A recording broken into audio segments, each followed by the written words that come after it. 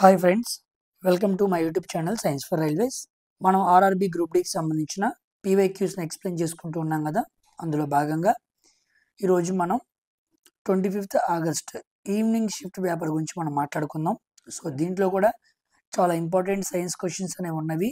So ముందుకు వెళ్ళే కొద్దీ టఫ్ క్వశ్చన్స్ అనేవి డిఫరెంట్గా క్వశ్చన్స్ని ఫ్రేమ్ చేయడం అనేది బాగా మీరు గమనిస్తూ ఉండండి. ఎందుకంటే ఇది మనకు అవసరం. ఎందుకంటే 2022లోనే ఈ విధంగా అడిగాడు అంటే ఇక 2025 last exam group D exam జరిగి ఇప్పటికి 3 ఏళ్ళు అవుతుంది. సో ఇంకా ఏ విధంగా అడగచ్చు అన్న విషయం మనకు తెలియాలంటే వీటిని మనం బాగా అర్థం చేసుకోగలగాలి. కాబట్టి క్వశ్చన్స్ అనేవి టఫ్నెస్ కాస్త పెరుగుతుంది అని అనిపిస్తుంది. కాబట్టి చాలా జాగ్రత్తగా మీరందరూ కూడా మనసు పెట్టి వాటిని జాగ్రత్తగా సాల్వ్ చేయండి. అందరూ కూడా వీడియోని లైక్ చేసి షేర్ చేయడం మర్చిపోవద్దు. ఓకేనా? సో ఇక ఆలస్యం చేయకుండా మనం వీడియోలోకి వెళ్దాం. మంచి సైన్స్ క్వశ్చన్స్ ఉన్నాయి. ప్రతిదాన్ని కూడా క్లియర్గా మాట్లాడుకుందాం. కొన్ని రిపీటెడ్ ఉన్నాయి, కొన్ని రిపీటెడ్ ప్రాబ్లమ్స్ ఉన్నాయి, కొన్ని రిపీటెడ్ యూనిట్స్ ఉన్నాయి, కొన్ని ఏమో కొత్త క్వశ్చన్స్ ఉన్నాయి. అన్నిటిని కూడా జాగ్రత్తగా సాల్వ్ చేసుకుంటూ ముందుకు వెళ్దాం. ఓకేనా? అదేవిధంగా టెక్నీషియన్కి సంబంధించిన 22 షిఫ్ట్ పేపర్లు కూడా నేను ప్యారల్గా మాట్లాడతానని చెప్పాను కదా, దాన్ని కూడా స్టార్ట్ చేస్తాను. దీనికో ప్లేలిస్టు, దానికో ప్లేలిస్టు ఉండిద్ది. కంపల్సరీగా మీరు చూస్తూ ఉండండి.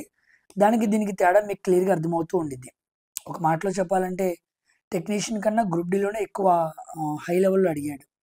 సో మనకు ఆ టెక్నీషియన్ చాలా ఇంపార్టెంట్. అది రీసెంట్గా జరిగిన 40 మార్క్స్ అవన్నీ జనరల్ సైన్స్ క్వశ్చన్స్ అవన్నీ ఉంటాయి కాబట్టి మనకు క్లారిటీ రావాలన్నమాట. ఓకేనా? సో అందుకే టెక్నీషియన్స్ పేపర్స్ కూడా మనం మాట్లాడేద్దాం. సో ప్యారల్గా మాట్లాడతాను, జాగ్రత్తగా చూడండి. సో ఇక ఆలస్యం చేయకుండా మనం వీడియోలోనికి వెళ్దాం.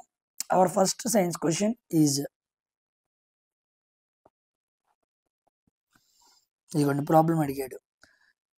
ఇది మనకి లైట్ అనే టాపిక్ నుంచి అడిగిన ప్రాబ్లం అన్నమాట.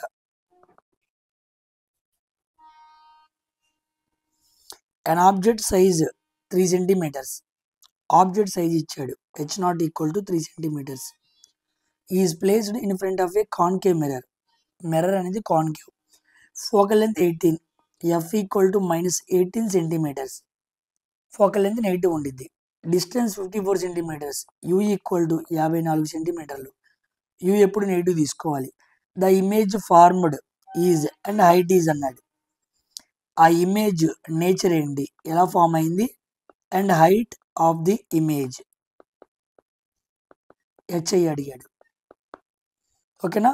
మన formula m equal to -v/u. Mirror కాబట్టి -v/u రాసుకోవాలి. hi/h0 ఇది ఫార్ములా అనమాట. ఇప్పుడు మనం ఈ ఫార్ములా ఏం చేయాలి, ఇచ్చిని సబ్స్టిట్యూట్ చేయాలి. దానికన్నా ముందు మనకి ఏం తెలియాలి అంటే మనకి v కావాలి కదా. So we need to find v. So 1/f equal to 1/v plus 1/u mirror formula వాడుతున్నాను. సో 1/f అంటే -1/18, 1/v -1/54. ఈ 54 ఎటు వెళ్తే ప్లస్ అయింది. -18 plus 1/54 equal to 1/v. LCM 54, 18 3 54 1 -2/54 equal to 1/v. 2 27 54. v equal to -27 centimetres.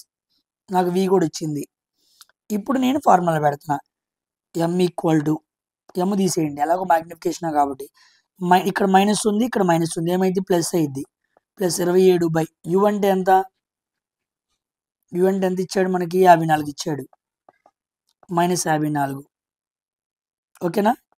Equal to HI తెలియదు, h0 3 ఇచ్చాడు. 9 9 3 27, 9 6 54, 3 1 3 2. ఓకేనా? So -3/2 equal to HI. HI equal to -1.5 centimetres. Yes, మనకి 1.5 వచ్చింది. 1.5 ఎక్కడ ఉంది, ఇది కాదు ఇది కాదు, 2 చోట్ల 1.5 ఉంది. కానీ వాడు మైనస్ అన్నాడు. మైనస్ అంటే చాలాసార్లు చెప్పాను, అది ఇన్వర్ట్ అని. కాబట్టి ఇన్వర్టెడ్ 1.5 సెంటీమీటర్స్ అనేది ఆన్సర్ అనమాట. ఈ 3 కాదు. ఓకేనా? క్లారిటీ వచ్చింది కదా. సింపుల్ క్వశ్చన్, ఫార్ములా బేస్డ్గా 2 ప్రాబ్లమ్స్ని కంబైన్ చేసి అడుగుతున్నాడు. ఇవన్నీ మనం చాలా చేస్తున్నాం. ఇవన్నీ చేస్తున్నప్పుడు మీకు క్లారిటీ వచ్చేయాలి. ఇంకా కమింగ్ టు నెక్స్ట్ క్వశ్చన్ చూడండి. మీకు పిక్చర్స్ కూడా తీసుకొచ్చాను నేను.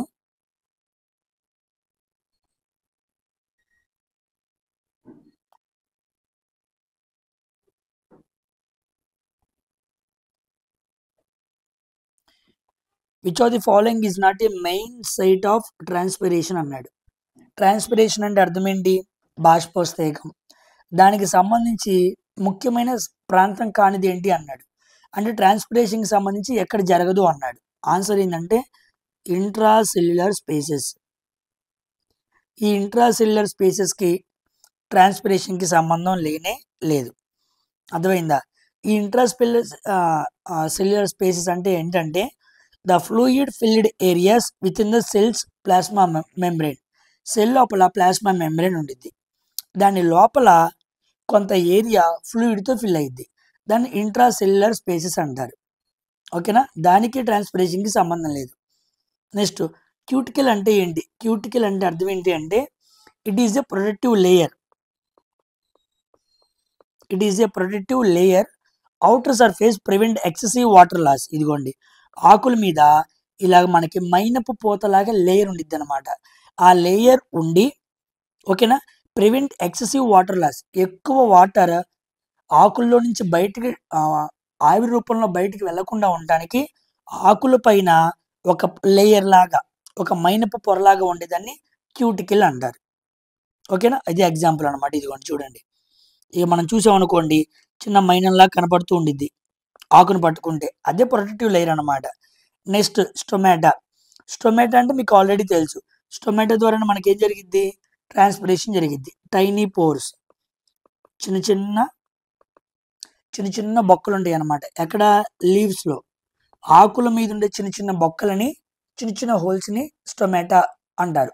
వాటి ద్వారా ఎక్స్చేంజ్ ఆఫ్ గ్యాసెస్ జరిగిద్ది, ట్రాన్స్పిరేషన్ కూడా జరిగిద్ది. ఇదిగోండి, చెట్లు ఓటుని బయటకు విడిదిలి CO2ని లోపలికి తీసుకుంటాయి. ఓకేనా? ఇదిగోండి వాటరు, ఇదిగోండి CO2. కాబట్టి వాటర్ ఉంది, O2 ఉంది, CO2 ఉంది. ఎక్స్చేంజ్ ఆఫ్ గ్యాసెస్ జరుగుతుంది, వాటర్ని బయటికి పంపించేయడం కూడా జరుగుతుంది. సో వాటర్ ఎక్స్చేంజ్కి, అదేవిధంగా గ్యాసెస్ ఎక్స్చేంజ్కి కూడా ఇది ఉపయోగపడుతూ ఉందన్నమాట స్టొమాటా అనేది. Very very important. తర్వాత లెంటికల్స్. లెంటికల్స్ అంటే ఏమీ లేదు, ఆకుల మీద ఉండే చిన్న చిన్న బొక్కలు మనం ఏమన్నాం? స్టొమాటా అన్నాం. అలాగే కాండం మీద కానీ, ఫ్రూట్స్ మీద కానీ చిన్న చిన్న బొక్కలు ఉంటాయి. ఇదిగోండి బొక్కలు కనపడుతుంది చూసారా? ఇటువంటి చిన్న చిన్న బొక్కలను ఏమంటారంటే లెంటికల్స్ అంటారు. ఇదిగోండి, ఈ కాయం కూడా మీరు అప్పుడప్పుడు చూసే ఉంటారు. ఇలాంటి కాయ మీద చిన్న చిన్న గుళ్ళ లాంటివి ఉంటాయి, చిన్న చిన్న హోల్స్. ఓకేనా? మనం జాంకాయలు కానీ బయట కొన్నప్పుడు చిన్న మచ్చలు చూస్తూ ఉంటాం అనమాట. మనం వాటిని డాగ్ మచ్చలు అంటాం. అలాంటి చిన్న చిన్నవి ఉంటాయి అన్నమాట. వాటిని లెంటికల్స్ అంటారు. ఓకేనా? ఇవి small pore line structures found on the stem. Sometimes fruits మీద కూడా కనపడుతూ ఉంటాయి అన్నమాట. గుర్తుపెట్టుకోండి, వెరీ వెరీ ఇంపార్టెంట్. ఓకేనా? ప్లాంట్కి సంబంధించి అడిగాడు. సో ప్లాంట్స్ అనేవి ఎప్పుడైనా సరే రూట్స్ ద్వారా వాటర్ని పీల్చుకుంటాయి. జైలం ద్వారా ఆ వాటర్ అనేది చెట్టులోని అన్ని భాగాలకి ట్రాన్స్పోర్ట్ అయింది. తర్వాత స్టొమాటో ద్వారా అవసరం లేని వాటర్ ఆవిరి రూపంలో బయటకు వెళ్ళిపోయింది. This is the process. It has to start from roots, travel to xylem and outcome and excrete or secrete through stomata into atmosphere. నీటి ఆవిరి రూపంలో వాతావరణంలోనికి బయటకు వచ్చేస్తాయి నీరు. ఓకేనా? సో ఇప్పుడు ఆన్సర్ ఏంటంటే ట్రాన్స్పిరేషన్కి సంబంధించి ఇంట్రాసెల్యులర్ స్పేసెస్కి సంబంధం లేదు.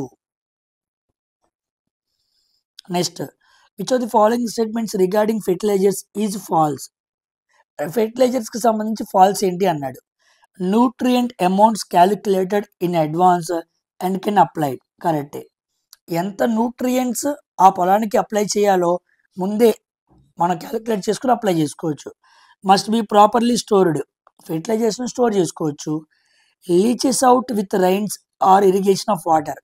మనం పొలాలకి మందులు, ఎరువులు వేసిన తర్వాత బాగా వర్షం పడినా లేదా మంచి వాటర్ వచ్చి కొట్టుకుపోయినా అదంతా ఏమైపోయింది? లీచెస్, కొట్టుకుపోయిద్ది. అంతే కదా? మందు కొట్టిన తర్వాత మందు మొక్కకు పడాలి, అంతలోపే వర్షం వచ్చేసినా లేకపోతే ఇరిగేషన్ ఆఫ్ వాటర్ బాగా ఆ పొలంలోకి వచ్చేసిన ఏమైపోయింది? కొట్టుకుపోయింది. సో ఈ మూడు రైటే. ఇదనమాట. నెవర్ కంటామినేట్ విత్ వాటర్ అనేది తప్పుడు ఆప్షన్. ఓకేనా? సో ఇదే మన ఆన్సర్. వాడు ఫాల్స్ అని అడిగాడు కాబట్టి.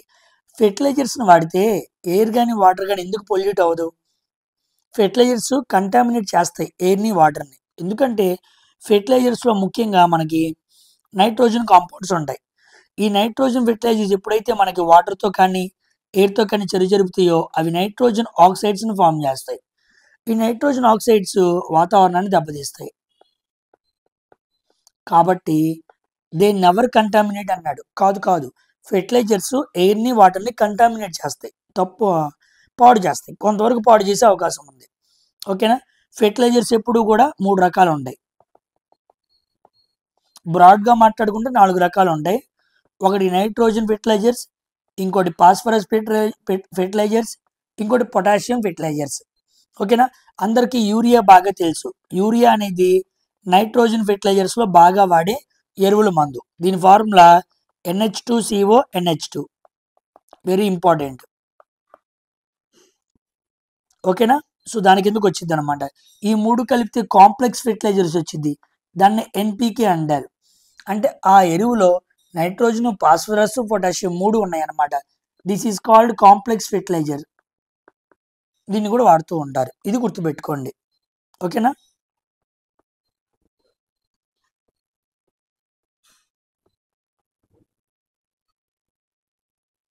The SI unit of resistance is equivalent to అన్నాడు.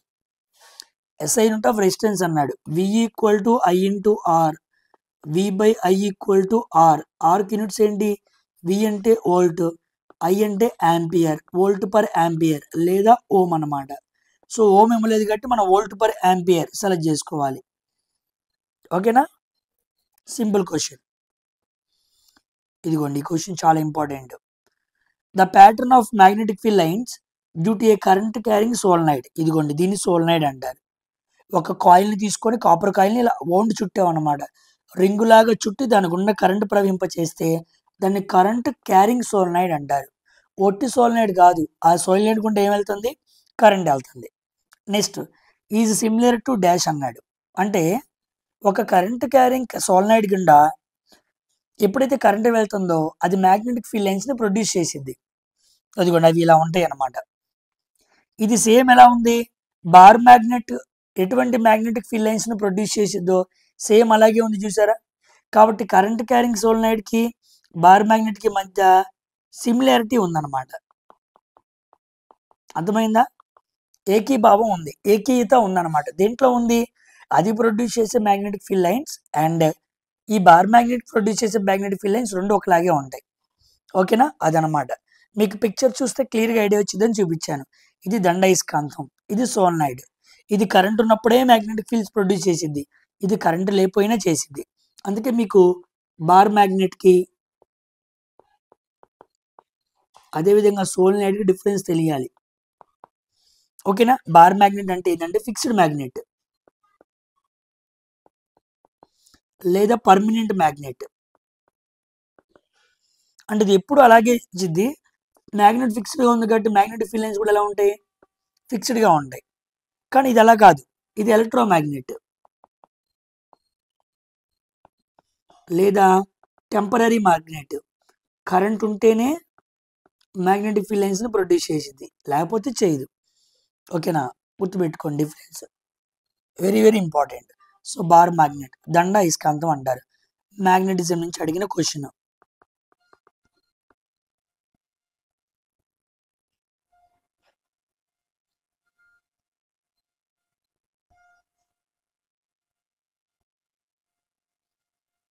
చూడండి, కెమిస్ట్రీ నుంచి అడిగిన question. Lithium, sodium, rubidium are elements of Dobereiner's triad అన్నాడు. సో పీరియాడిక్ టేబుల్ నుంచి ఎగ్జాక్ట్గా అడిగిన క్వశ్చన్. ఇది తప్పు. లిథియం, సోడియం, పొటాషియం ఇది డాబర్నీర్ చెప్పిన tried. Li+K/2 = Na. The first and third elements ఒక అర్థమెటిక్ మీన్ అనేది లేదా యావరేజ్ అనేది రెండో ఎలిమెంట్ ఒక అటామిక్ వెయిట్కి సమానం అన్నాడు. కానీ వీడు రుబీడియం అన్నాడు, తప్పు. రెండోది, in triads the atomic mass of the middle element was రఫ్లీ average of the atomic mass of the other 2 elements అన్నాడు. ఇది రైట్. మధ్యలో దాని అటామిక్ వెయిట్ మొదటిది చివరి దాని యొక్క యావరేజ్ మీన్కి ఈక్వల్గా రఫ్లీ అన్నాడు, అటు ఇటుగా దగ్గరగా ఉండిద్ది అన్నాడు. Statement 2 is correct, statement 1 is incorrect. A option అయితే right answer. Coming to next question. Chemistry నుంచి కెమికల్ రియాక్షన్స్ నుంచి అడిగిన question. The reaction in which single reactant splits into 2 or more simple products is call అన్నాడు. AB అనే chemical A+Bగా విడిపోయింది. దీన్ని ఏమంటారు? డీకంపోజిషన్ అంటారు. విడిపోవటాన్ని. కలిస్తే కాంబినేషన్, విడిపోతే డీకంపోజిషన్. స్ప్లిట్ అన్నాడు కాబట్టి. Coming to next question. The atomic size of dash moving from left to right and dash moving from up to down in the periodic table అన్నాడు. అంటే లెఫ్ట్ టు రైట్ వెళ్ళినప్పుడు ఏమైంది, top to bottom వెళ్ళినప్పుడు ఏమైంది, ఏంటది? Atomic size అన్నాడు. గుర్తుపెట్టుకోండి, ఇది Li, ఇది Na, ఇది K, ఇది హైడ్రోజన్. ఇక్కడ ఒక ఎలక్ట్రాన్ ఉంది అనుకోండి, ఇక్కడ 2 ఎలక్ట్రాన్స్ ఉంటాయి. దీని అటామిక్ నెంబర్ అంతా హైడ్రోజన్, హీలియం, లిథియం 3. అంటే ముందు 2 ఉంటాయి, తర్వాత 1 ఉండిద్ది. సోడియం అంటే ఎంత? 2,8,1. అంటే ముందు 2 ఉంటాయి ఇలాగా, తర్వాత 8 ఉంటాయి, ఆ తర్వాత 1 ఉండిద్ది. పొటాషియం తీసుకున్నాం అనుకోండి 19, 2,8,8,1. అంటే 1, 2, 3, 4. చూసారా? అంటే లాస్ట్లో 1 ఉండిద్ది. అంటే ఇలా మనం టాప్ టు బాటం వెళ్తున్నాం. Top to bottom Li, Na, K, sodium, magnesium అలా మనం వెళ్తూ ఉన్నప్పుడు కిందకి పీరియాడిక్ టేబుల్లో గ్రూప్ వారీగా మనం కిందకి వెళ్తున్నప్పుడు మనకేమవుతుంది? ఈ సర్కిల్స్ అనేవి పెరుగుతూ ఉన్నాయి. సర్కిల్స్ పెరుగుతున్నట్టు ఏం పెరుగుతున్నట్టు? Atomic radius పెరుగుతున్నట్టు. అంతేనా? అంటే టాప్ టు బాటం అంటే ఇక్కడ ఏమవ్వాలి? ఇంక్రీజెస్ ఉండాలి. సో ఇంక్రీజెస్ ఎక్కడ ఉంది? ఇక్కడ, ఇక్కడ ఉంది. ఈ 2 ఆప్షన్స్ రాంగ్. ఓకేనా? ఇప్పుడు అటామిక్ సైజు గ్రూపుల్లో ఇంక్రీజ్ అయితే పీరియడ్లో ఏమైంది? డిక్రీజ్ అయింది. సో ఇది కూడా రాంగే. Second option is the right answer. Simple, అలా పెట్టేయచ్చు అనమాట. ఓకేనా? నీకు ఏదో ఒకటి గుర్తుంటే ఇంకోటి ఆటోమేటిక్గా పెట్టేయచ్చు. కాదు, boron, carbon, nitrogen, oxygen. Boron 5, carbon 6, nitrogen 7, oxygen 8. అర్థమైందా? దీంట్లో 3 ఎలక్ట్రాన్లు ఉంటాయి అవుటర్ మోస్ట్లో. ఇదిగోండి ఇక్కడ 2 ఉన్నాయి, ఇక్కడ 1, 2, 3, ఇక్కడ 6 అంటే 2,4. అంటే అవుటర్ మోస్ట్లో 4 ఉంటాయి, 1, 2, 3, 4. ఇక్కడ 2,5, ఇక్కడ 1, 2, 3, 4, 5. ఇక్కడ 6 ఉంటాయి. చూసారా? ఇక్కడ సర్కిల్స్ ఏమైనా పెరుగుతున్నాయా? అంటే నువ్వు లెఫ్ట్ టు రైట్ వెళ్తున్నప్పుడు సర్కిల్స్ ఏమీ పెరగట్లేదు. ఒక సర్కిల్లోనే అన్ని ఎలక్ట్రాన్స్ వచ్చి యాడ్ అవుతూ ఉన్నాయి. సర్కిల్స్ పెరగట్లేదు అంటే రేడియస్ పెరగట్లేదు. రేడియస్ పెరగట్లేదు అంటే తగ్గిందని అర్థం. So decreases. So atomic size పీరియడ్లో తగ్గిద్ది లెఫ్ట్ టు రైట్, గ్రూపుల్లో పెరిగిద్ది టాప్ టు బాటం. కాన్సెప్చువల్గా నేర్చుకుంటే ఇది టాబ్లెట్ ఫామ్ ఉంటుంది, అది బట్టి పడుతూ ఉంటారు. ఓకేనా? గుర్తుపెట్టుకోండి. Which of the following sequences of events occur during the formation of urine in the human body? ఇది ఆల్రెడీ రిపీట్ అయిన క్వశ్చనే. దీన్ని FRS అంటారని కూడా చెప్పాను నేను. FRS అంటే ఫిల్టరేషను, రీఅబ్జార్ప్షను, సెక్రేషను. మన బాడీలో యూరిన్ ఫామ్ అవ్వాలంటే ఈ 3 జరగాలి. ఫిల్టరేషన్ అంటే మామూలు ఫిల్టరేషన్ కాదు, దీన్ని ఏమంటారంటే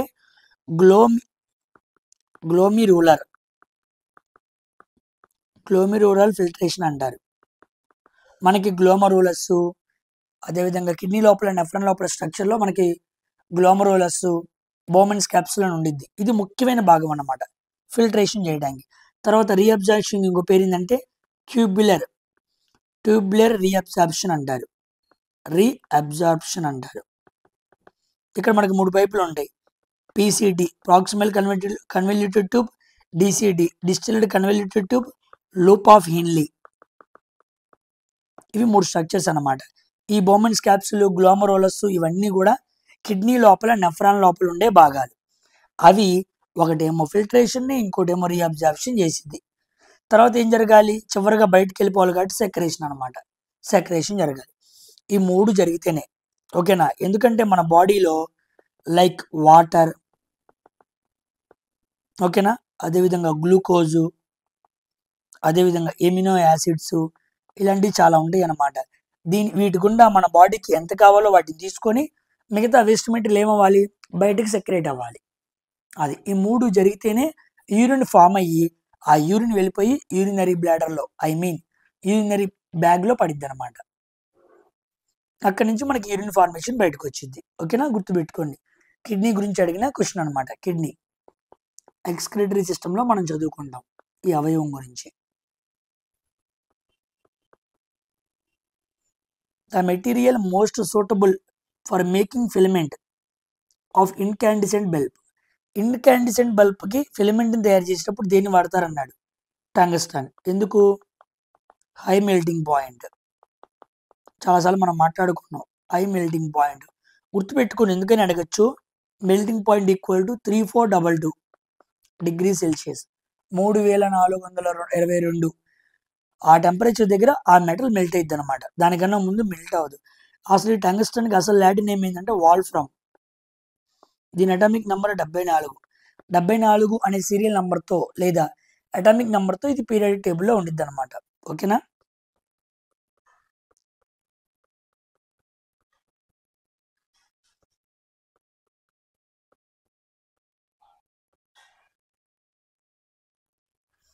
Which of the following is an example of exothermic reaction? Exothermic అంటే గుర్తుపెట్టుకోండి, హీట్ ఉత్పన్నం అవుతాం అన్నమాట. అంటే ఒక కెమికల్ రియాక్షన్ జరిగినప్పుడు అవుట్కమ్గా మనకి హీట్ రిలీజ్ అయ్యింది. దాన్ని మనం ఏమంటాం? ఎక్సోథెర్మిక్ అంటాం. ఓకేనా? ఎక్సోథెర్మిక్ రియాక్షన్స్ చాలా ఉంటాయి అన్నమాట. సో దాంట్లో ఉదాహరణకి బర్నింగ్ ఆఫ్ న్యాచురల్ గ్యాస్ అన్నాడు, ఇది ఎక్సోథెర్మికే. దీన్ని కంబషన్ అంటారు. బర్నింగ్ అనేది జరిగితే కంబషన్ జరిగినట్టు. సో బర్నింగ్ రియాక్షన్ జరిగితే దాన్ని కంబషన్ రియాక్షన్ అంటారు. అప్పుడు కూడా హీట్ ఉత్పన్నమైంది. ఓకేనా? తర్వాత రెస్పిరేషన్ టైం కూడా హీట్ ఉత్పన్నమైంది. మీరు గాలి బయటికి వదిలినప్పుడు చేయి పెట్టుకొని చూసుకోండి, వెచ్చగా ఉండిద్ది. అక్కడ కూడా మీకు హీట్ ఉత్పన్నమైంది. తర్వాత మేకింగ్ ఆఫ్ స్లేకల్ లైమ్, దీంట్లో కూడా జరిగిద్ది. ఒక కాల్షియం ఆక్సైడ్ తీసుకుని వాటర్ కలిపితే CaOH ఫామ్ అయింది. ఓకేనా? తడి సున్నం స్లేక్ లైమ్ ఫామ్ అయింది అనమాట. దీంతో పాటు హీట్ కూడా ఉత్పన్నమైంది. సో ఈ 3 రియాక్షన్స్లో ఏం జరిగిద్ది? హీట్ ఉత్పన్నమైంది. కాబట్టి ఈ 3 ఆన్సరే. ఎక్సోథెర్మిక్. ఎండోథెర్మిక్ అంటారు, అది వేరు. ఎండోథెర్మిక్ అంటే ఈ చర్య జరగడానికి ఏం కావాలి? హీట్ కావాలి. హీట్ కావాల్సి వస్తేనేమో ఎండోథెర్మిక్, హీట్ బయటకు వస్తేనేమో ఎక్సోథెర్మిక్. బయటకు వస్తే ఒకటి, తీసుకుంటే ఒకటి. గుర్తుపెట్టుకోండి, ఎక్సో ఎగ్జిట్ అలా గుర్తుపెట్టుకోండి. ఓకేనా?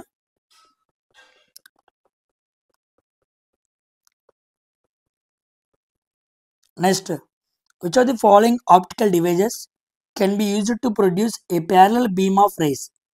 ఏ మిర్రర్ లేదా a optical device parallel beam of రేస్ని ప్రొడ్యూస్ చేసింది from a point source of light? ఒక పాయింట్ సోర్స్ ఆఫ్ లైట్ దగ్గర నుంచి ప్యారలల్ బీమ్ ఆఫ్ లైట్ని ఎవరు ప్రొడ్యూస్ చేస్తారు? I mean a optical devices produce చేసిద్ది అంటే కాన్వెక్స్ లెన్స్ చేసిద్ది, కాన్కేవ్ మిర్రర్ చేసిద్ది.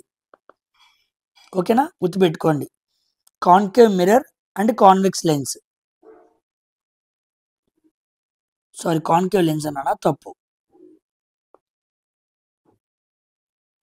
Convex lens and concave mirror both A and C అనమాట. ఎందుకంటే కాన్కేవ్ మిర్రర్కు ఉండే లక్షణాలు కాన్వెక్స్ లెన్స్కి ఉంటాయి, క్వైట్ ఆపోజిట్ అనమాట. ఈ రెండు కూడా ప్యారలల్ బీమ్ ఆఫ్ లైట్ని ప్రొడ్యూస్ చేయగలవు. ఎక్కడి నుంచి? పాయింట్ సోర్స్ ఆఫ్ లైట్ దగ్గర నుంచి. ఓకేనా? మనం కూడా ఈ మిర్రర్స్ గీసినప్పుడు ఫోకస్ గుండా లైట్ వెళ్ళింది అనుకోండి, అది మిర్రర్కు గుద్దుకున్న తర్వాత ఎలా వెళ్తుంది? ప్యారలల్గా వెళ్తుంది. చూసారా?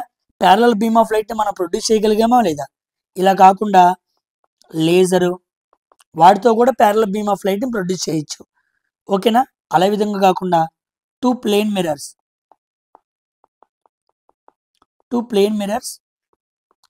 Are at an angle of 90 degrees.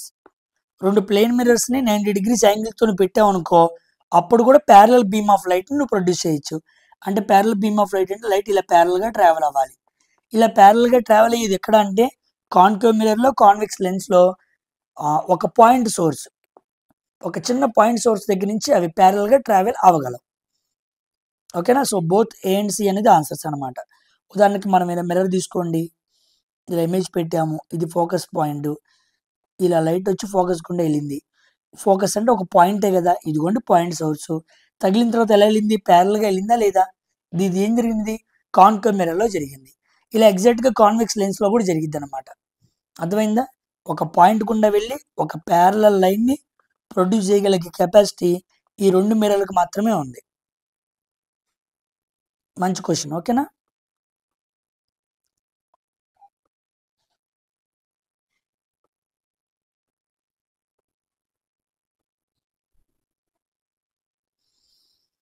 What is the average amount of urine that an adult human produces in 24 hours? 24 గంటల్లో ఒక మనిషిలో ఎంత యూరిన్ ఉత్పన్నమైందని అడిగాడు. యాక్చువల్గా 2 లీటర్స్ అంటారు, కానీ ఎగ్జాక్ట్గా 2 లీటర్స్ కాదు, 2 ఎబోవ్ కూడా కాదు, గ్రేటర్ దెన్ 2 కూడా ఆప్షన్స్ రాంగ్ చేయండి. ఇది కాదు, ఇది కాదు. ఓకేనా? సో 1 నుంచి 1.8 లీటర్స్. మీరు గుర్తుపెట్టుకోవడానికి 1.5 నుంచి 2 లీటర్స్ అని గుర్తుపెట్టుకోండి. 2 అయితే కాదు, 1.5 కూడా కాదు, మధ్యలో వాల్యూ 1 నుంచి 1.8 లీటర్స్ అనమాట ఒక అడల్ట్ హ్యూమన్లో. ఓకేనా? మన యూరినరీ బ్లాడర్ నిండిపోయింది అని మనకు బాగా అనిపిస్తూ ఉండిద్ది. యూరినరీ బ్లాడర్ 400 ml నుంచి 600 ml వరకు స్టోర్ చేసుకోగలదు. ఓకేనా? కానీ నీకు యూరిన్ సెన్సేషన్ వచ్చింది అనుకో 150 mlకే వచ్చింది, 150 నుంచి 200 ml లేదా 250 ml వేసుకోండి. 250 ml ఎప్పుడైతే బ్యాగ్ నిండిపోయిద్దో వెంటనే నీకు యూరిన్ సెన్సేషన్ వచ్చింది. యూరిన్ మ్యాక్సిమం కెపాసిటీ ఇది యూరినేషన్ అనమాట. 250 లీటర్లు మినిమం నిండితే నీకు యూరిన్ అనిపించింది అనమాట. నిండలేదనుకో నీకు యూరిన్ సెన్సేషన్ రాదు, నిండితేనే వచ్చింది. ఓకేనా? మ్యాక్సిమం కెపాసిటీ వేరు, రోజువారీగా ఉత్పన్నమయ్యేది వేరు, యూరిన్ సెన్సేషన్కి అవసరమైంది వేరు. గమనించండి 3 వాల్యూస్.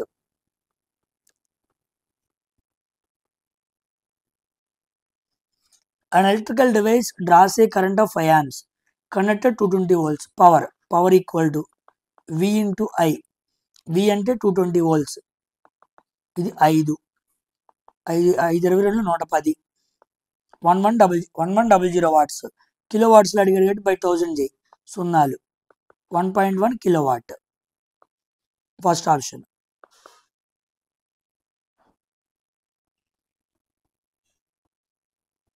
చూడండి స్టేట్మెంట్, అన్ని స్టేట్మెంట్స్ అడుగుతున్నాడు మ్యాగ్నెటిజం నుంచి, మీరు గమనిస్తే. ఓకేనా? The direction of magnetic field at a point can be found by placing magnetic compass at that point అన్నాడు. రైట్. మ్యాగ్నెటిక్ ఫీల్డ్ డైరెక్షన్ తెలుసుకోవాలనుకోండి, ఒక మ్యాగ్నెటిక్ కంపాస్ లోపల ఏముండిద్ది? బార్ మ్యాగ్నెట్ అనే పర్మనెంట్ మ్యాగ్నెట్ ఉండిద్ది. దీన్ని దగ్గర తీసుకొచ్చామనుకోండి, మ్యాగ్నెటిక్ ఫీల్డ్ డైరెక్షన్ చూపించిద్దా లేదా? అంతే కదా. ఒక బార్ మ్యాగ్నెట్ని మన స్వతంత్రంగా ఫ్రీగా వదిలేసామనుకోండి, నార్త్ పోల్ని south pole చూపిస్తుందిగా.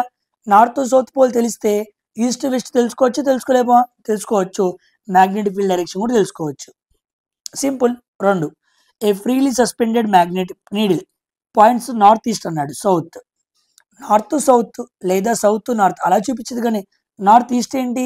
Second option wrong. The magnetic field lines denser near the poles of magnet అన్నాడు. ఇది right.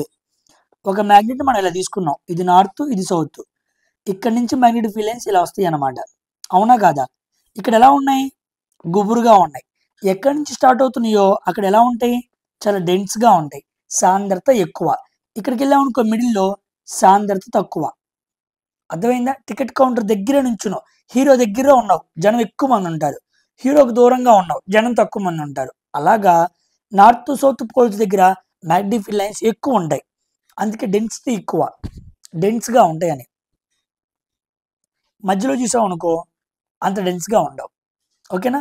Right. Magnetic field lines intersect అన్నాడు. తప్పు, అసలు అవి ఖండించుకోవు, never intersect. So A and C A right answer. First option is the right answer. ఇవన్నీ తప్పు. ఓకేనా? మంచి question. Next question, organic chemistry. Graphite is a bad conductor of electricity అన్నాడు. తప్పు. అసలు గ్రాఫైట్ అనేది ఒక నాన్ మెటల్గా ఉన్న అది గుడ్ కండక్టర్ ఆఫ్ ఎలక్ట్రిసిటీ. అది దానికి ఉన్న కరెంట్ని ప్రవహింప చేయగలదు. ఓకేనా? ఒక కార్బన్ నుంచే మనకి డైమండ్ వచ్చింది, ఒక కార్బన్ నుంచే మనకి గ్రాఫైట్ వచ్చింది. కానీ diamond good conductor of electricity కాదు, కానీ graphite good conductor of electricity, వాడు బ్యాడ్ అన్నాడు. Statement 1 is wrong. రెండోది, in graphite each carbon atom is bonded 3 other carbon atoms. ప్రతి కార్బన్ ఇంకో మూడిటితో చర్య జరిపింది. కార్బన్ 4 బాండ్సే కదా, okay. In the same plane having hexagonal array, hexagonal array షేప్లో కార్బన్ యాటమ్స్ అన్నీ కూడా ఉంటాయి. ఇదిగోండి, ఇది గ్రాఫైట్ స్ట్రక్చర్ అనమాట. 1 2 3 4 5 6, ఇదిగో 1 2 3 4 5 6, 6 కార్బన్ ఐటమ్స్ ఎగ్జాగోనల్ షేప్లో అమరిక ఉండి ఇలా లేయర్స్ రూపంలో ఉంటాయి. ఒక దాని మీద ఇంకో గుడ్డు అట్లా ఎలా పేరుస్తాం, అట్టాగి ఇవన్నీ కూడా పేర్చబడి ఉంటాయి అనమాట. అదే లేయర్. ఆ లోపల బలం ఉండిద్ది. వాండర్ వాల్స్ ఫోర్స్తో అవన్నీ కూడా స్ట్రక్చర్ రూపంలో అణిగి ఒక లేయర్ లాగా ఫామ్ అయి ఉంటాయి అనమాట. ఓకేనా. Statement 2 is correct. Statement 1 is correct, sorry అంతే. Statement 2 is correct, 1 is incorrect. First option is the right answer. 2 right, మొదటిది తప్పు, గుర్తుపెట్టుకోండి. ఇదేమో టెట్రాహైడ్రల్ షేప్, అడుగుతాడు ఎప్పుడైనా. Diamond tetrahedral shape, graphite hexagonal array షేప్లో ఉంటాయి అన్నమాట. Very important question. Which of the following is not use of washing soda, washing soda ఉపయోగం కానిది ఏంటి అన్నాడు. Making of glass, soap, pepper మూడిట్లోనూ వాడతారు. కాల్షియం కార్బోనేటు, వాషింగ్ సోడా వీటిని కంపల్సరీ వాడుతూ ఉంటారు. As a cleaning agent for domestic purposes, as cleaning ఏజెంట్గా వాడతారు. Removing permanent hardness of the water, yes రైటే, permanent hardness of the water కూడా వాడతారు. Baking of cake తప్పు, బేకింగ్ ఆఫ్ కేక్ వాడరు వాషింగ్ సోడా అని. ఓకేనా. చూడండి, ఈ పర్మనెంట్ హార్డ్నెస్ అనేది చాలా ఇంపార్టెంట్. సందర్భం వచ్చింది కాబట్టి చెబుతున్నాను. హార్డ్నెస్లో 2 రకాలు ఉంటాయి, పర్మనెంట్ హార్డ్నెస్, టెంపరరీ హార్డ్నెస్. ఎప్పుడైతే పర్మనెంట్ హార్డ్నెస్ ఉందని మనం చెప్పగలము అంటే వాటర్లో కాల్షియం కానీ మెగ్నీషియం కానీ ఇవి క్లోరైడ్స్ రూపంలో కానీ సల్ఫేట్స్ రూపంలో కానీ నైట్రేట్స్ రూపంలో కానీ వాటర్లో డిజాల్వ్ అయి ఉంటే దాన్ని కాఠిన్యత ఎక్కువ ఉన్న నీరు, high hardness of the water అంటారు, permanent hardness of the water అంటారు. ఇది పోవాలి అంటే వాషింగ్ సోడాని వాడతారు.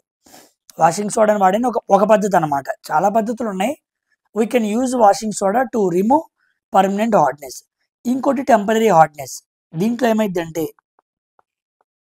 వాటర్లో కాల్షియము మెగ్నీషియం యొక్క కార్బోనేట్స్ బైకార్బోనేట్స్ డిజాల్వ్ అయి ఉంటాయి. కాల్షియం మెగ్నీషియం యొక్క కార్బోనేట్స్ బైకార్బోనేట్స్ ఎప్పుడైతే వాటర్లో కరిగిపోయి ఉంటాయో వాటిని టెంపరరీ హార్డ్నెస్ అంటారు. ఇది పోవాలంటే హీట్ చేస్తే చాలు, కానీ ఇది పోవాలంటే Na2CO3 వాడాలి. అదే ఇక్కడ ఉందన్నమాట. ఓకేనా. మీకు సందర్భం వచ్చింది కాబట్టి చదువుతున్నాను. ఈ హార్డ్నెస్ మీద బాగా అడుగుతూ ఉంటాడు. లాస్ట్ టైం నన్ను ఏఎల్పిలో కూడా అడిగాడు. ఓకేనా. ఏఎల్పి CBT 2లో కూడా అడిగాడు, గుర్తుపెట్టుకోండి. CBT 1లో అనుకుంటే, CBT 2లో కెమిస్ట్రీ లేదు కదా, CBT 1లో అడిగాడు. Very very important. సందర్భం వచ్చింది కదా అని మీకు చెబుతున్నాను. సో ఏమి కరుగుంటే, ఏ రూపాల్లో కరుగుంటే ఏ హార్డ్నెస్ అన్నది అడుగుతాడు. వాటిని ఎలా రిమూవ్ చేయాలనేది ఇంకో పద్ధతులు అనమాట. ఓకేనా అమ్మా.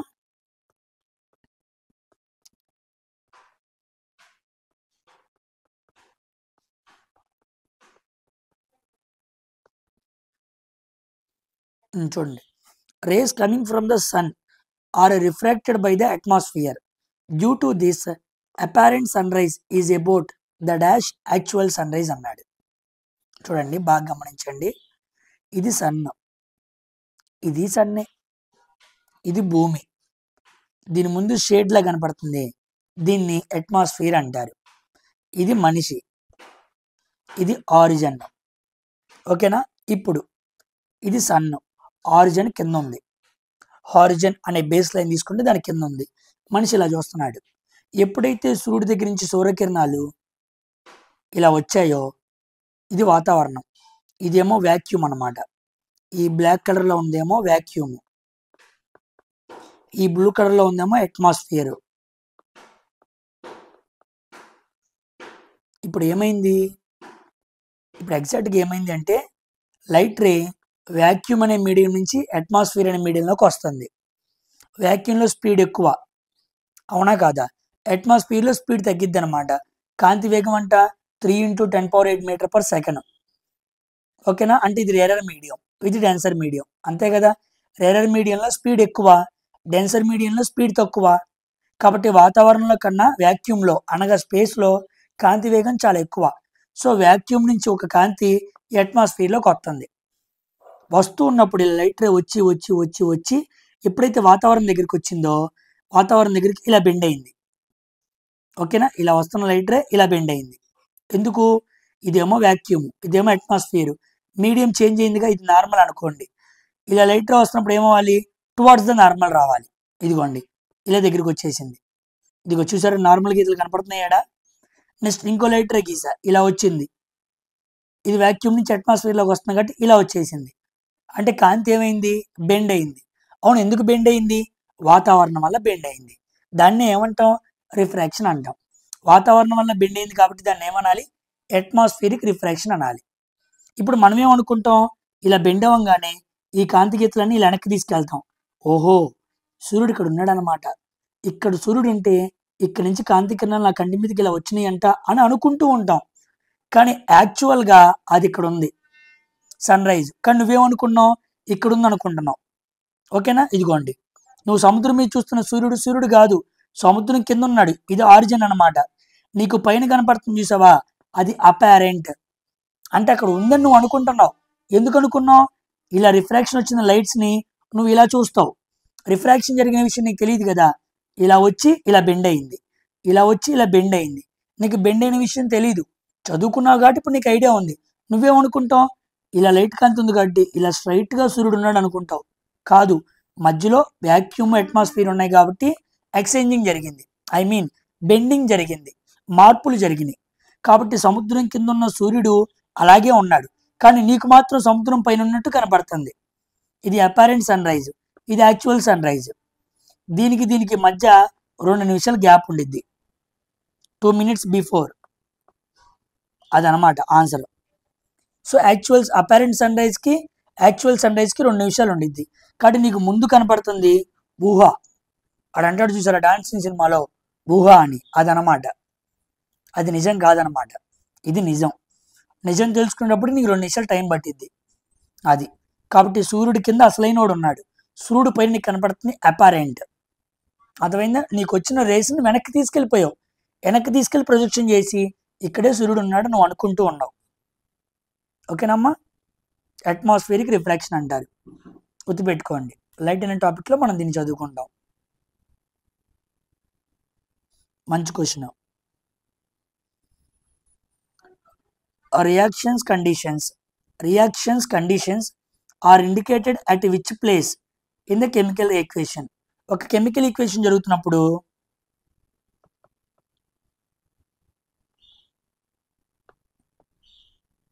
ఇలా రాస్తాను. ఇది ఏ ప్లస్ బి, ఇది ఏబి, ఇవేమో రియాక్టెంట్స్, ఇవేమో ప్రొడక్టెంట్స్. మనం ఏదో ఒకటి ఇక్కడ ఏం రాస్తాము? సన్లైట్ అనో కరెంట్ అనో సంథింగ్ ఏదో రాస్తాంగా. దేని సమక్షంలోనో వేడి చేసామనో రాస్తూ ఉంటాం. సో రియాక్షన్ కండిషన్స్ అనేవి ఎక్కడ ఇండికేట్ చేస్తాం అన్నాడు. ఎక్కడ చేస్తాం? Above or below the arrow.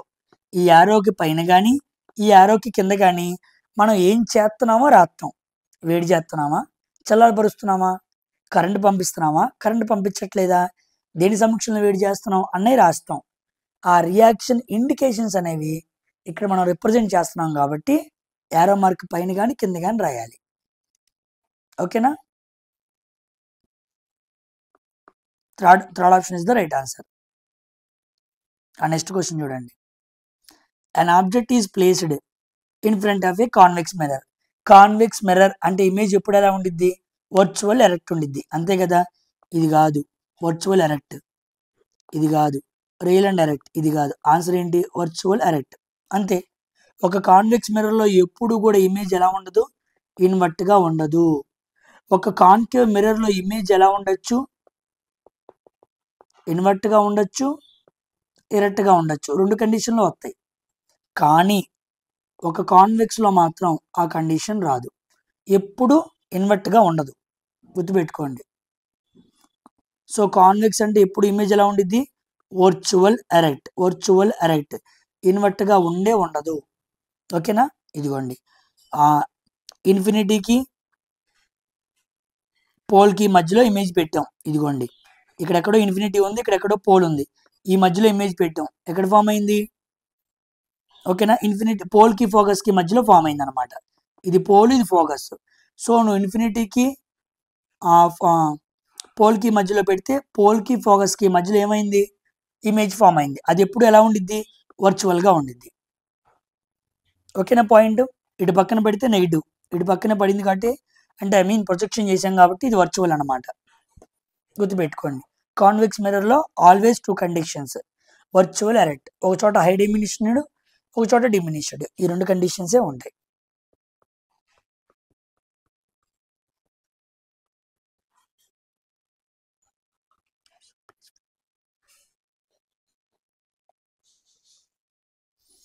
Which of the following is the correct set of raw materials for washing soda preparation? మీకు ఆల్రెడీ చెప్పాం కూడా, వాషింగ్ సోడా ప్రిపరేషన్లో ఈ 3 కంపల్సరీ ఉండాలి. ఓకేనా, NaCl plus H2O plus CO2 plus NH3. అర్థమైందా, salt, water, carbon dioxide, ammonia ఉండాలి. ఈ 3తో జరిపామనుకో అప్పుడు మనకి NaHCO3 వచ్చింది అనమాట. దీన్ని మనం ఏమంటామంటే బేకింగ్ సోడా అంటాం. నెక్స్ట్ అమోనియం క్లోరైడ్ NH4Cl వచ్చింది. ఓకేనా. ఇప్పుడు మళ్ళీ దీన్ని తీసుకోండి, 2NaHCO3, దీన్ని తీసుకొని హీట్ చేయాలి, అప్పుడు మనకు వచ్చింది washing soda, water, carbon dioxide.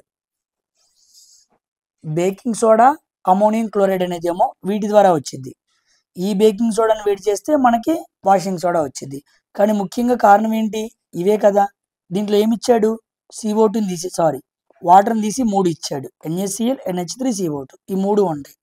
ఈ 3 కాదు, ఈ 2తో పని అవ్వదు, ఈ 2తోనూ అవ్వదు, ఈ 2తోనూ అవ్వదు. కంపల్సరీగా సాల్ట్, అమోనియా, కార్బన్ డైఆక్సైడ్ ఉండాలి. ఓకేనా, మంచి question. Which of the following is sexually transmitted disease transmitted by virus? STD అంటారు వీటిని, సెక్షువల్లీ ట్రాన్స్మిటెడ్ డిసీజెస్ అంటారు. లైంగిక సంపర్కం ద్వారా ఈ వ్యాధులు ఆడవాళ్ళ నుంచి మగవాళ్ళకి, మగవాళ్ళ నుంచి ఆడవాళ్ళకి వస్తూ ఉంటాయి అన్నమాట. దీంట్లో ఫస్ట్ది సిఫిలిస్ తీసుకోండి. సిఫిలిస్ అనేది ఒక బ్యాక్టీరియల్ ఇన్ఫెక్షన్. వాడు వైరస్ అన్నాడు కాబట్టి ఇది ఆన్సర్ కాదు. కోల్డ్ అనేది STD కాదు, సెక్షువల్లీ ట్రాన్స్మిట్ అయ్యేది కాదు. అదొక మామూలుగా వాతావరణంలో దగ్గటం, తుమ్మటం, ఆ వస్తువులు పట్టుకోవటం వల్ల వచ్చేది, కానీ సెక్షువల్లీ వచ్చేది కాదు. ఓకేనా. Next AIDS. ఇంకా ఆన్సర్ ఏముంది, ఎయిడ్సే కదా. So answer is AIDS. మరి గనేరియా ఉందిగా, గనేరియా కూడా కాదు. గనేరియా కూడా ఒక బ్యాక్టీరియల్ ఇన్ఫెక్షన్ అనమాట. మీ క్వశ్చన్ తెలుసా, సిఫిలిస్, గనేరియా అనే 2 కూడా sexually transmitted by bacteria.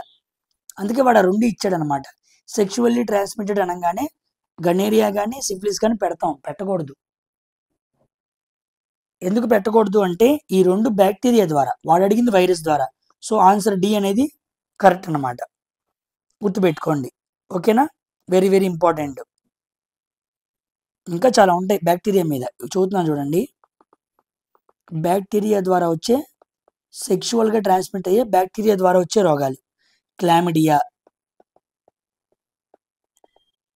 Next gonorrhoea ఇప్పుడు చెప్పింది, సిఫిలిస్. ఈ 3 కూడా బ్యాక్టీరియా అంటే త్రూ బ్యాక్టీరియా ద్వారా సెక్షువల్గా ట్రాన్స్మిట్ అయ్యే రోగాలు. కానీ వైరస్ ద్వారా సెక్షువల్గా ట్రాన్స్మిట్ అయ్యే రోగం అని అడిగాడు కాబట్టి ఎయిడ్స్ ఆన్సర్ అనమాట.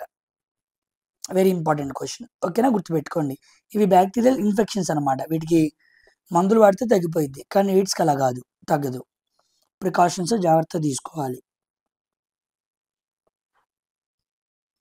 ఇదిగోండి, మేల్ రీప్రొడక్టివ్ సిస్టమ్ మీద బాగా క్వశ్చన్స్ అడుగుతున్నాడు. గత 4-5 షిఫ్ట్లో మనకు డైలీ కనపడుతూ ఉంది. దాని మీద కాస్త మనసు పెట్టండి. Which option correctly shows the path that sperms take when they are released from the human male reproductive system. పురుషుడిలో స్పర్మ్స్ శుక్ర కణాలు తయారవుతాయి.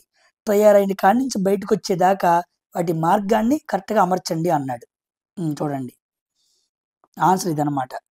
Testes, Vyas difference, urethra, penis అనమాట. ఇప్పుడు చూద్దాం.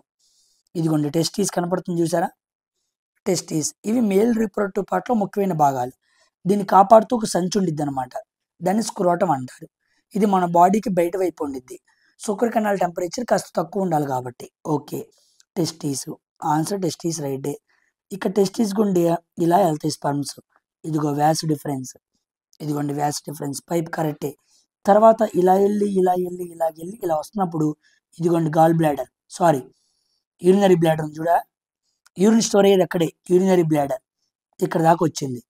ఇలా రాగానే ఇక్కడ నుంచి చూసారు యూరిన్ నుంచి పైప్ వచ్చింది, మళ్ళా గీస్తున్నా చూడు, ఇలా అక్కడ దాకేమో దీన్ని వ్యాస్ డిఫరెన్స్ అంటారు, ఇలా వెళ్ళిందని వ్యాస్ డిఫరెన్స్ అంటారు. ఇక్కడ తర్వాత నుంచి ఇలా వచ్చింది చూసారా, దాన్ని యురెత్రా అంటారు. ఇదిగోండి యురెత్రా, కాబట్టి తర్వాత యురెత్రా అనమాట.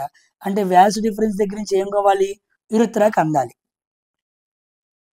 నెక్స్ట్ యురెత్రా నుంచి పెనిస్, ఇదిగోండి పెనిస్, పెనిస్ నుంచి బయటకు వచ్చేసింది అనమాట. ఓకేనా. సో టెస్టిస్లో ఏమో శుక్ర కణాలు ఉత్పత్తి జరిగిద్ది, వ్యాస్ డిఫరెన్స్ ద్వారా ట్రాన్స్ఫర్ అయ్యి యురెత్రా గుండా పెనిస్ గుండా బయటకు వచ్చేస్తాయి అనమాట. పురుషుల్లో యూరిన్, స్పెర్మ్ రెండు వచ్చే ఒకే పైప్ ఏంటి, యురెత్రా. అర్థమైందా.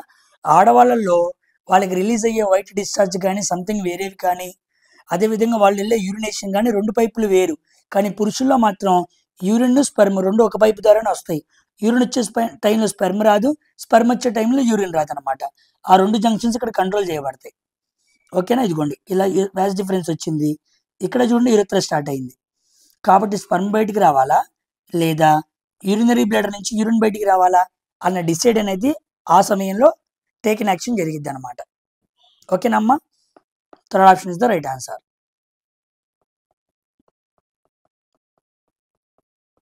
ఓకే, సో దీంతో 25th ఆగస్ట్ రోజు జరిగిన థర్డ్ షిఫ్ట్ పేపర్ కూడా కంప్లీట్ అయింది.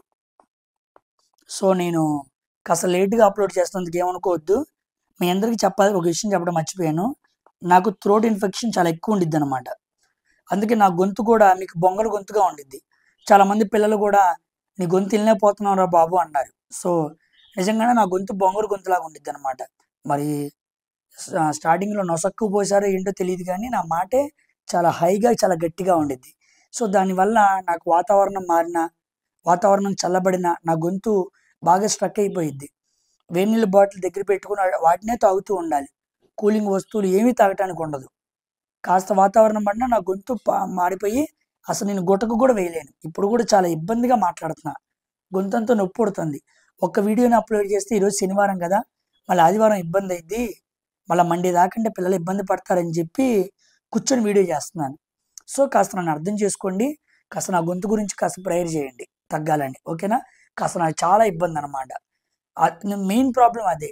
నేను ఎంతసేపు అయినా గట్టిగా మాట్లాడగలను, కానీ ఆ గొంతు ప్రాబ్లం వల్ల వాతావరణానికి తగ్గట్టుగా కుచించుకుపోయిద్ది అనమాట.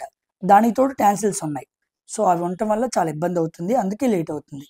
అయినప్పటికీ మ్యాక్సిమం నా హెల్త్ని జాగ్రత్తగా కంట్రోల్లో పెట్టుకొని కంపల్సరీగా వీడియో చేస్తానికి ట్రై చేస్తాను. ఓకేనా. అందరూ చక్కగా ప్రిపేర్ అవ్వండి. ఎంతో కష్టపడి ప్రయాసపడి నేను వీడియోస్ని చేస్తున్నాను. ఒకటే రీజన్, మీరందరూ సైన్స్ బాగా నేర్చుకోవాలి, అన్నిటి మీద అవగాహన సంపాదించుకోవాలి. రాబోయే ఎగ్జామ్స్లో మన తెలుగు వాళ్ళు ఎక్కువ ఉండాలి. నేను స్టార్టింగ్ నుంచి ఈ రోజు వరకు చెప్పే మాట అదే, మన ఎజెండా కూడా అదే. దానికి తగ్గట్టుగా కష్టపడండి, ఏమాత్రం కాంప్రమైజ్ అవ్వద్దు, అసలు తగ్గద్దు. ఓకేనా. మరొక వీడియోతో కలుద్దాం. అందరికీ వీడియోని షేర్ చేయడం మర్చిపోవద్దు. బాయ్.